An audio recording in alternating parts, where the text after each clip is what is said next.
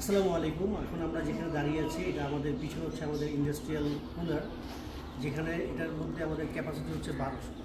এটা স্থাপন করার আগে আমাদের টোটাল 14টার মতো আমাদের ফ্রিজ ছিল। এই এই কুলারটা স্থাপন করার পরে আমাদের ওই ইয়ার যে ইউটিলিটি কম্পারেটিভলি কমে গেছে। এই মেশিনে বা এই কুলারে আমরা সাধারণত 1000 থেকে 1200 পর্যন্ত আমাদের ক্যাপাসিটি, এবং এটা 12 ঘন্টার মধ্যে আমাদের টোটাল মুরগিটাকে একদম পুরো বাস ফ্রিজিং করে ফেলে। নর্মালি সঠিক পদ্ধতিতে বা হালাল পদ্ধতিতে মুরগি জবাই করার পরে মুরগিটাকে পরিষ্কার করার পরে মুরগিটাকে এখানে সাথে সাথেই এখানে পানি ঝরার পরে এখানে নিয়ে আসা হয়, এবং 12 ঘন্টার মধ্যে এটাকে একদম ইন্ডাস্ট্রিয়াল ব্রাস্ট বা ইন্ডাস্ট্রিয়াল যে কুলার সেটার মাধ্যমে এটা একদম বাস ফ্রিজিং হয়ে যায়।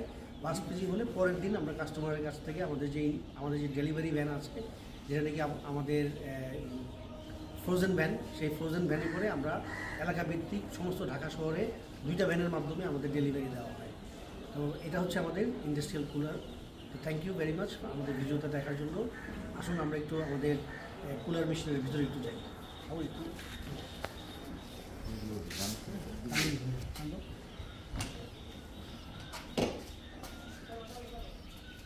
এটা বলতে এখানে আমাদের ভিতরে আসো, এখানে মুরগি এভাবে থরে থরে সাজানো আছে। এই মুরগিগুলো আমাদের একদম গতকালকে জবাই বা প্রসেস করা হয়েছে।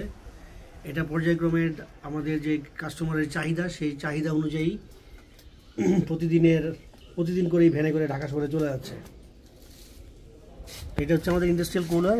এর মাধ্যমে কুল করা হয় বলে আমাদের মুরগির যে গুণগত মান, সেই গুণগত মান অটুট থাকে এবং কোনো রকমের ব্যাকটেরিয়া বা জীবাণু আসার বা কোনো সম্ভাবনা নাই।